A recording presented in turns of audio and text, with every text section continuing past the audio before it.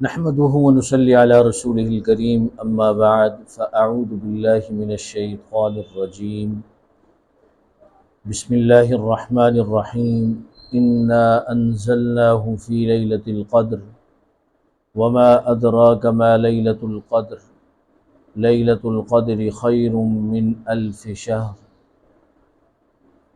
قال النبي صلی اللہ علیہ وسلم یا علی تعلم القرآن وعلمه الناس فإن مت حجت الملائكة إلى قبرك كما تحج الناس إلى بيت الله العتيق أو كما قال صلى الله تعالى عليه وسلم صدق اللہ العظیم۔ ہم آج لیبر اسکوائر دارالقرآن اکیڈمی میں جمع ہیں، جہاں تسلسل کے ساتھ درس قرآن کی ترتیب چل رہی ہے اور عرصہ 2 سال سے یہاں باقاعدگی کے ساتھ تراویح کی ترتیب بھی چل رہی ہے، اور یہ بڑی سعادت کی بات ہے۔ ان میں درس قرآن کی جو منتظمہ کمیٹی ہے، جن کے امیر بھائی نور محمد صاحب ہیں، میں ان کو مبارکباد پیش کروں گا کہ ان کی یہ تگ و دو محنت اور کوشش سے یہاں باقاعدگی کے ساتھ جس طرح ایک مدرسہ ہوتا ہے اس طرز پر اصلاحی تربیتی پروگرام انعقاد پذیر ہوتے ہیں۔ یہ بڑی سعادت کی بات ہے۔ گئے گزرے دور میں کسی مقام پر مستقل طور پر تربیتی نشست کا انعقاد ہو، درس قرآن کا انعقاد ہو، یہ بڑی سعادت کی بات ہے۔ اس کے بعد حافظ حمزہ صاحب اور ان کی قرآن کی سماعت کرنے والے حافظ عثمان صاحب، یہ 2 بچے ہیں ہمارے، اللہ تبارک و تعالی ان کو جزائے خیر عطا فرمائے۔ ہم ان کو مبارکباد پیش کرتے ہیں کہ انہوں نے پورا قرآن بالاستیعاب تراویح میں بڑے اچھے انداز میں، احسن انداز میں سنایا۔ جتنے احباب نے یہاں جم کر تراویح پڑھی، اللہ تبارک و تعالی حفاظ قرآن کا قرآن سنانا، تراویح میں پیچھے سننے والوں کا سننا، اللہ اپنی بارگاہ میں قبول فرمائے۔ آج طاق راتوں میں پہلی طاق رات ہے، 21ویں رات ہے، اور قرآن مجید کا جو نزول ہوا یہ شب قدر میں ہوا، اور شب قدر کے بارے میں نبی کریم صلی اللہ علیہ وسلم کے اقوال میں زیادہ اقوال اس طرف ہیں کہ اسے آخری عشرے کی طاق راتوں میں تلاش کریں۔ الحمدللہ ہمارے ہاں قرآن مجید کی تکمیل جو ہوئی ہے آج پہلی طاق رات کو ہے، یہ بھی بڑی سعادت کی بات ہے۔ اللہ تبارک و تعالی اپنی بارگاہ میں قبول فرمائے۔ اللہ فرما رہے انا نحن نزلنا الذکر وانا له لحافظون، ہم نے قرآن کو نازل،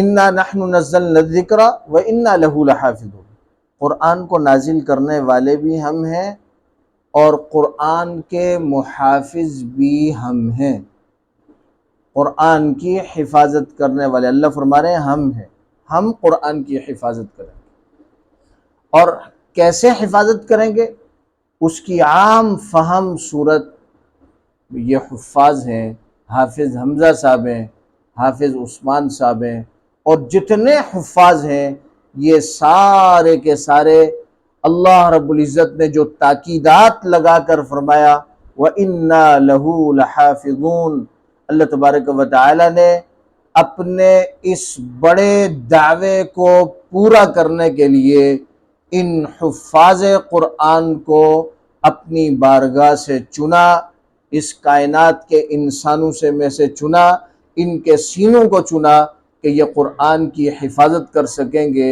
پھر اللہ نے قرآن ان کے سینوں میں منتقل کیا۔ یہ سینے کوئی عام سینے نہیں بلکہ یہ علوم نبوت کے اٹھانے والے سینے ہیں کہ جنہوں نے علوم نبوت کو اپنے سینوں میں جگہ دی۔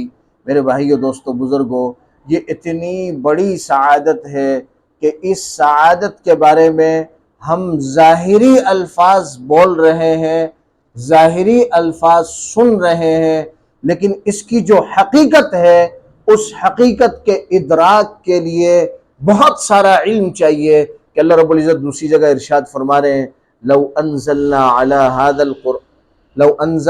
هذا القرآن على جبل، اگر ہم اس قرآن کو کسی پہاڑ پر نازل کرتے، على جبل، کسی دیو ہیکل پہاڑ پر اگر اس قرآن کو نازل کرتے، لرأیت، تو تو دیکھتا، خاشعا متصدعا من خشیت اللہ، وہ دیو ہیکل پہاڑ بھی اس قرآن کی عظمت اور جلال کی وجہ سے دہل جاتا۔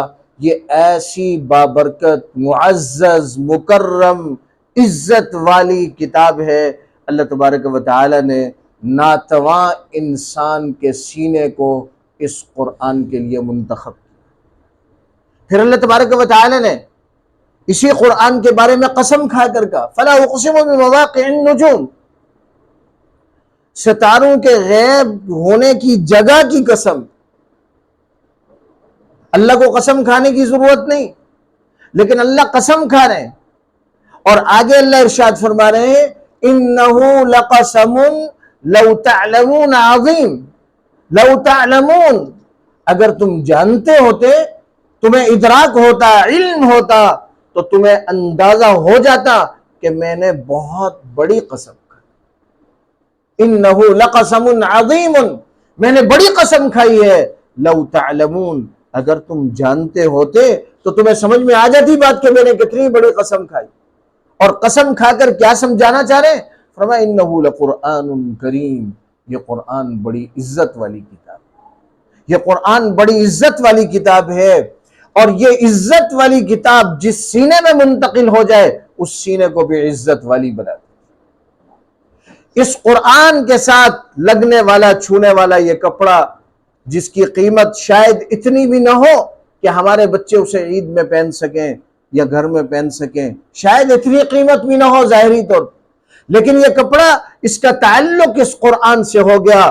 اب اس کپڑے کے بارے میں ہمارا جے ڈاٹ کی قمیض ہو یا کسی اور برانڈ کی قمیض ہو، کپڑے ہوں، اس برانڈ کے کپڑے اگر کہیں جو ہے بھائی ہم نے لٹکائے ہوں اور وہ گر جائے تو زیادہ سے زیادہ ہم کیا کریں گے؟ اس قمیض کو کیا کریں بھائی؟ قمیض اٹھائیں گے، جھاڑیں گے اور دوبارہ لٹکا دیں گے۔ لیکن اس کپڑے کا تعلق چونکہ قرآن سے ہو گیا ہے، اگر ایمان والا اس کپڑے کو، چاہے تو اس کی ظاہری کوئی قیمت نہ ہو، یہ زمین پر گر جائے تو ایمان والا سب سے پہلے بھاگ کر، دوڑ کر اس کپڑے کو اٹھائے گا، اور اٹھانے کے بعد اسے جھاڑے گا، جھاڑنے کے بعد اسے چومے گا، اپنی آنکھوں سے لگائے گا، اپنے سینے سے لگائے گا، کیونکہ اس کپڑے کا تعلق، اس کپڑے کی نسبت قرآن کے ساتھ ہو گئی ہے۔ میرے بھائیو، دوستو، بزرگوں، جب ایک ادنا کپڑے کی نسبت قرآن سے ہوئی، اس کی عزت اتنی بڑھ گئی کہ ہم اسے اپنے آنکھوں کے ساتھ لگانے کے لیے تیار ہیں، اپنے سینے کے ساتھ لگانے کے لیے تیار ہیں، تو پھر جن بچوں نے پورا قرآن اپنے سینے میں منتقل کیا، اللہ نے انہیں اس کی توفیق عطا فرمائی، تو پھر بتائیے کہ اس حافظ قرآن کا اللہ کے ہاں کیا مقام ہے۔ میرے بھائیو، دوستو، بزرگوں، اللہ کے محبوب پیغمبر نے حفاظ قرآن کے سینوں کو، جو حافظ قرآن کا حافظ ہو اور رات کو قرآن کی تلاوت کرتا ہو تو وہ ایسا ہے کہ جیسے اس کے سینے میں مشک ہے، اور مشک جو ہے سارے لوگوں میں تقسیم کر رہا ہے، وہ خوشبو پورے گھر میں پھیل رہی ہے۔ اور پھر نبی علیہ السلام نے مزید سمجھانے کے لیے فرمایا اگر یہ حافظ قرآن نہ پڑھے قرآن اور سو جائے تو پھر سمجھ لیں کہ پھر بھی یہ اس کا سینہ مشک سے معطر ہے، بس بات اتنی ہے کہ اس مشک کا اوپر سے جو ہے ڈھکنا ہے، یہ بند ہے، اس کے اندر تو مشک ہی مشک ہے، یہ سراپا مشک ہے۔ اگر یہ سو بھی جاتا ہے تو یہ اپنے اندرون خانہ اس مشک کو لیے ہوئے ہے، اس قرآن کو لیے ہوئے ہے، یہ تو مشک زدہ ہی مشک زدہ ہے، کسی حال میں اس کو نقصان نہیں۔ یہ پڑھتا ہے تو سب کو فائدہ پہنچاتا ہے، یہ سوتا ہے تو کسی اور کو فائدہ پہنچے یا نہ پہنچے، اللہ کے قرآن کے محافظ ہونے کی وجہ سے اس کا سونا بھی اس کے قرآن کی حفاظت کر رہا ہے۔ یہ حالت، سونے کی حالت میں بھی اللہ کے قرآن کا محافظ۔ میرے بھائیو، دوستو، بزرگوں، یہ کوئی کم تر سی بات نہیں۔ آج دنیا کی نظر، دنیا کی قیمت ہمارے ہاں زیادہ ہو گئی، اس لیے کہ ہمارا 10 سال کا بچہ دنیا کے چکر میں لگ گیا، دنیا کمانے کے لیے گھر سے نکل گیا، کسی بازار میں چلا گیا، شاپر بیچ لیے، کوئی اور چھوٹا موٹا کام کر لیا۔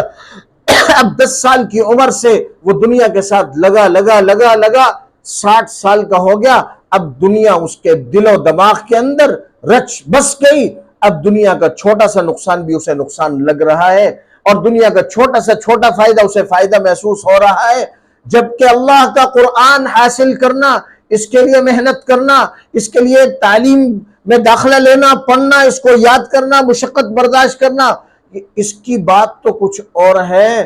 اگر صرف اس قرآن پڑھنے والے سے اگر کوئی محبت کے ساتھ ملاقات کرے گا، اللہ تبارک و تعالی قیامت میں اس محبت کی وجہ سے اسے نوازیں گے۔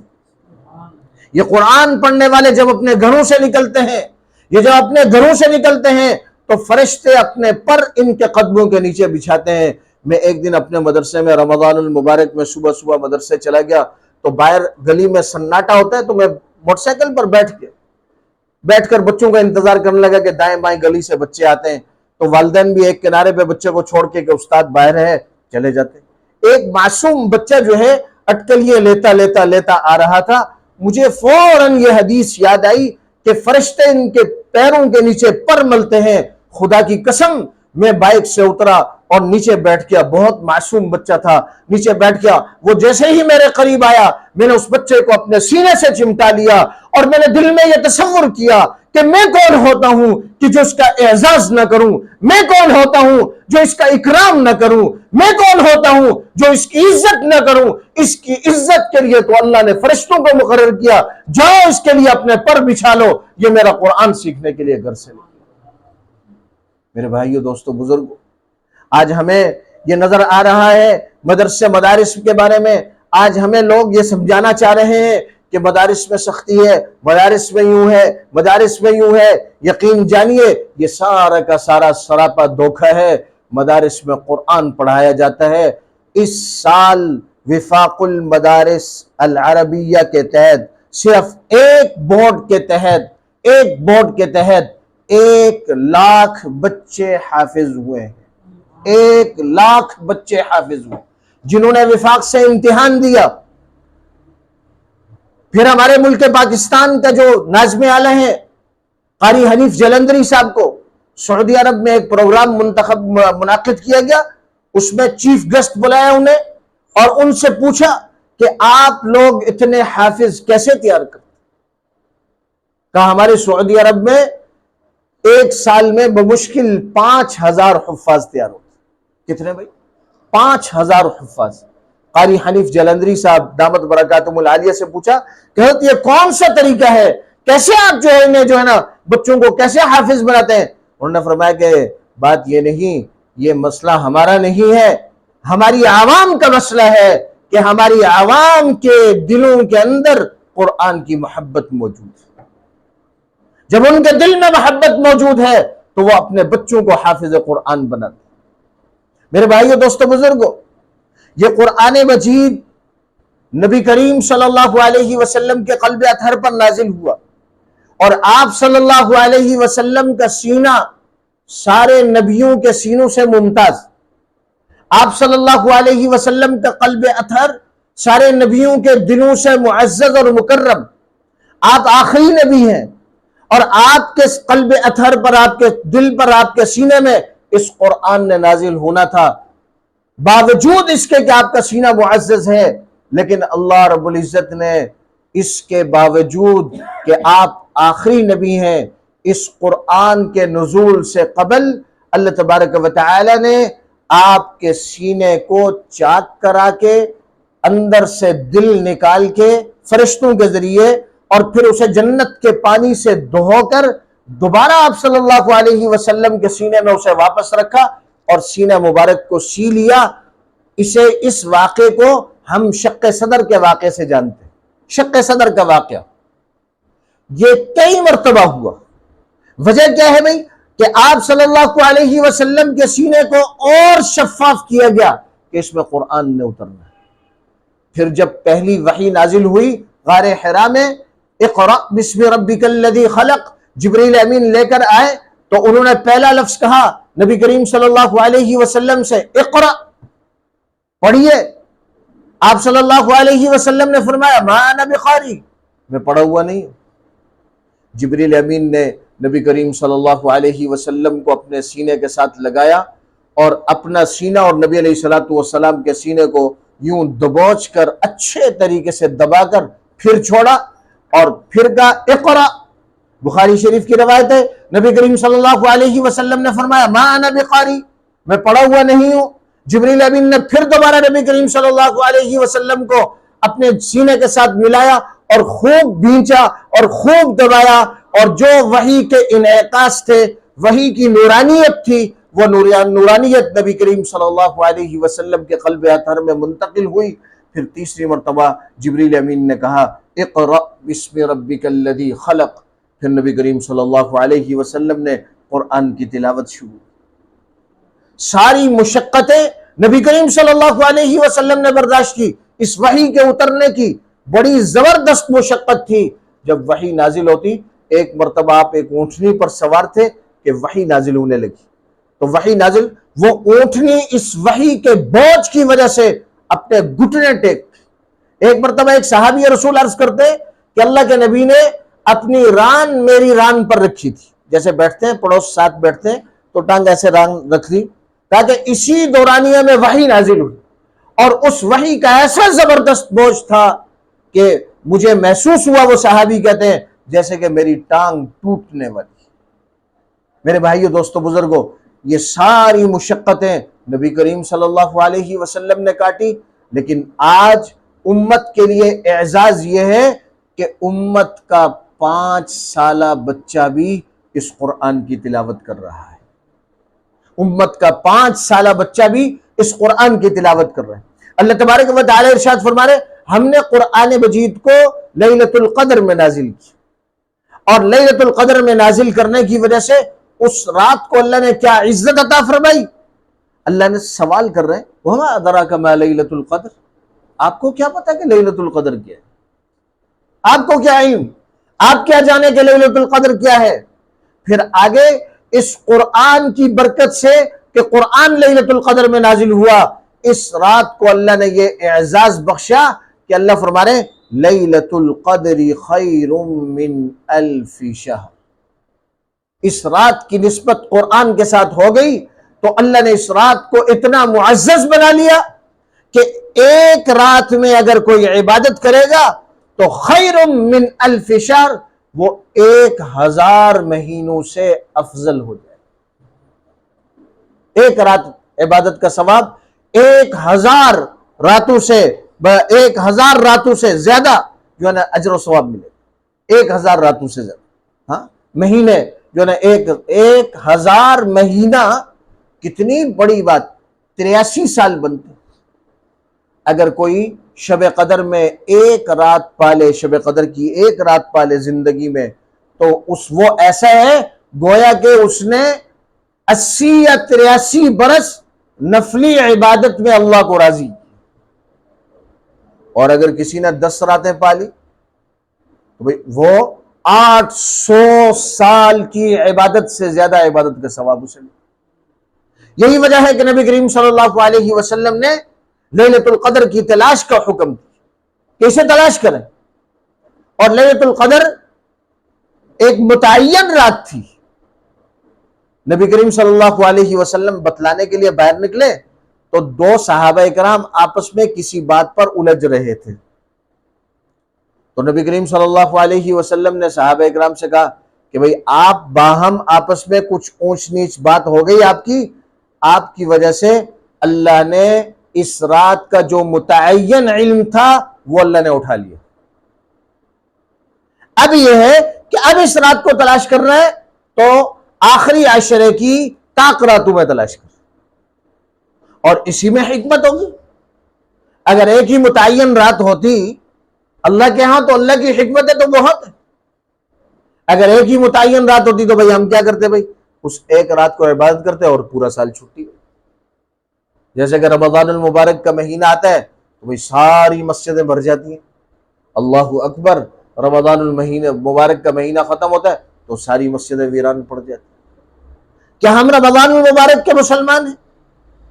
کیا ہم اللہ نے نمازوں کا حکم صرف رمضان المبارک کے لیے دیا؟ نہیں میرے بھائیو دوستو بزرگو، اللہ نے نماز کا حکم تو جب سے بالغ ہوا مرتے دم تک نماز کا حکم ہے. جب تک ہوش و حواس میں ہے نماز کا حکم ہے. جب تک ہوش و حواس میں ہے نماز کا حکم ہے. کھڑے ہو کر نہیں پڑھ سکتا بیٹھ کر پڑھے، بیٹھ کر نہیں پڑھ سکتا لیٹ کر پڑھے، اشارے کے ساتھ پڑھے. اگر اتنی صلاحیت بھی ختم ہو گئی تو پھر انشاءاللہ اللہ سے امید ہے کہ اللہ معاف کر دے. میرے بھائیو دوستو بزرگوں، یہ قرآن پڑھنے والے جو بچے ہیں ان کا اللہ کے ہاں بڑا مقام ہے.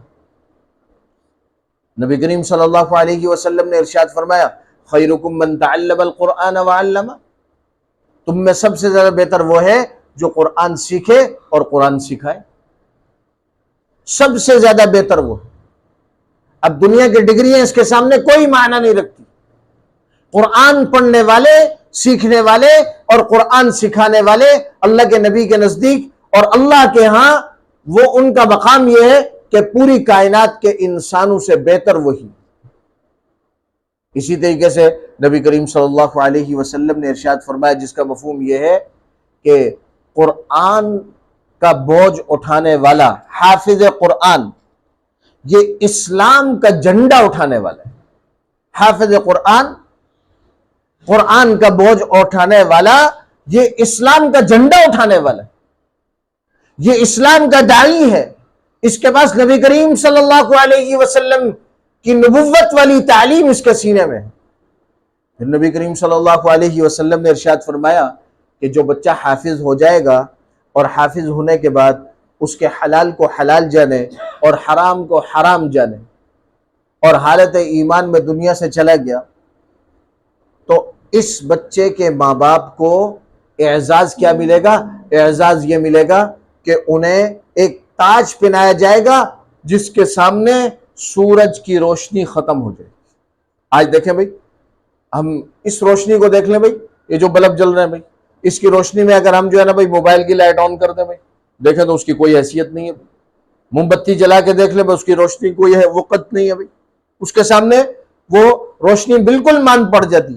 اسی طریقے سے جتنا تیز بلب کیوں نہ ہو، جب سورج طلوع ہوتا ہے تو سورج طلوع ہونے کے بعد اگر باہر کوئی بلب جل رہا ہو تو ذرا بھی اس کی روشنی نیچے نہیں آتی. سورج کی روشنی کے سامنے اس کی روشنی ماند پڑ جاتی. پھر وہ کیسا تاج ہوگا کہ ہزاروں میل دور سورج جو روشنی دے رہا ہے اس کی اتنی زبردست روشنی ہے اور اللہ کے نبی فرما رہے ہیں کہ اس تاج کی روشنی کے سامنے سورج بے نور ہو جائے. اگر وہی سورج اگر کسی کے گھر میں آ جائے، یہی سورج جو ہزاروں میل دور سے اتنی روشنی پھینک رہا ہے، دے رہا ہے، اگر یہ کسی کے گھر میں طلوع ہو جائے تو وہ گھر کتنا روشن ہوگا، اور وہ جو تاج ہوگا اس کی روشنی اس سے بھی زیادہ ہو. اسی طرح نبی کریم صلی اللہ علیہ وسلم نے ایک بڑے اعزاز کی بات بیان فرمائی. حضرت علی رضی اللہ تعالیٰ عنہ 21 رمضان المبارک حضرت علی رضی اللہ تعالیٰ عنہ کا یوم شہادت ہے. صبح جو 21 رمضان المبارک یہ حضرت علی رضی اللہ تعالیٰ عنہ کا یوم شہادت ہے. اور روایت بھی انہی سے نبی کریم صلی اللہ علیہ وسلم نے حضرت علی رضی اللہ تعالیٰ عنہ کو خطاب کیا، یا علی تعلم القرآن وعلمہ الناس، اے علی قرآن سیکھو اور لوگوں کو قرآن سکھاتے رہو. فَإِن مِتَّ حَجَّتِ الْمَلَائِكَةُ إِلَىٰ قَبْرِكَ، اگر اے علی آپ قرآن سیکھتے سکھاتے دنیا سے چلے گئے، قرآن سیکھتے سکھاتے دنیا سے چلے گئے، موت واقع ہو گئی تو دنیا کے نظر میں کیا ہوگا بھائی؟ دنیا یہ کہے گی کہ بیچارہ حافظ قرآن انتقال کر، بہت نیک تھا بیچارہ، کیا بڑے مشکل حالات میں وقت گزارا. دنیا یہ تبصرہ کرے گی.